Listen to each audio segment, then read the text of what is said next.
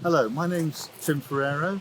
I work for Hampshire and Isle of Wight Wildlife Trust, and I'm standing here today by the Solent, one of the busiest seaways in the world, supporting a shipping industry, commerce, commercial and recreational fishing, all manner of recreational boating and water sports, and really an extraordinary place.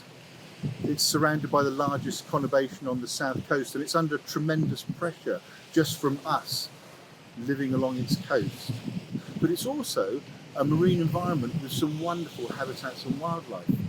We have internationally and nationally important seagrass meadows, salt marshes and coastal wetlands. Out there, fantastic and important commercial species like cuttlefish and sea bass use the Solent as important nursery and breeding grounds. And we have some rarities too. We have both British species of seahorse, for example, and out there in the mud, fantastic exotic green burrowing spoonworms. Now, as I've said, all of these species are under pressure from our activities. And many of them have actually received some sort of protection inside what we call marine protected areas, MPAs. But we now have a fantastic chance to really raise the bar for marine conservation with a proposal for a new kind of protection.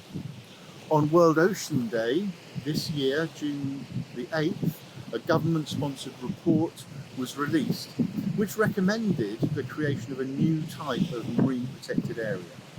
These are to be known as highly protected marine areas, and they'll really introduce the highest standard of protection for marine wildlife and species. Why do we need this? Especially when we look around here, over on the Isle of Wight, for example, we have special areas of conservation, 2 marine conservation zones, one over there, Yarmouth to Cowes, and one behind me in Benbridge. And where I'm standing right now, I'm between a special protection area for birds and more special areas of conservation inside the Solent Harbour. So why do we need them? Surely that's enough. Well, importantly, the MPAs that we have only protect really a rather small number of species and habitats, sometimes less than 10.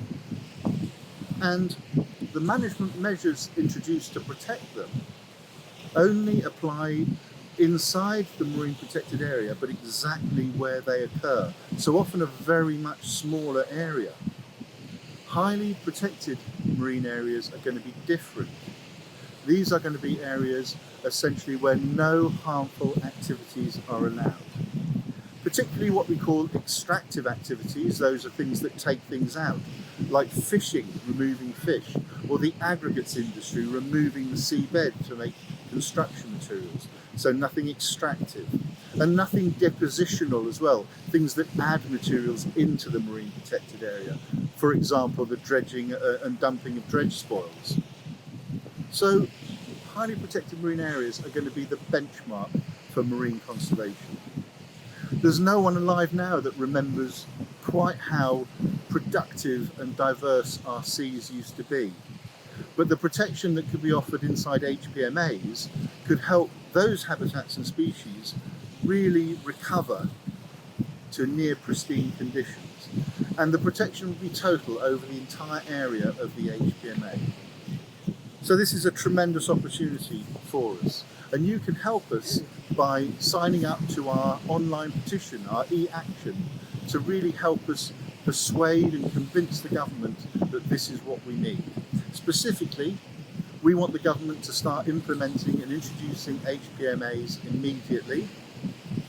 We want them to accept all the recommendations of the HPMA report, and we want that by World Oceans Day next year, 8th of June 2021, that there is a fully developed plan for the introduction of HPMAs. So this is a great opportunity, and with your help, we hope we can make highly protected marine areas happen and really restore some of our seas for the future to how they used to be in the past. So thank you very much.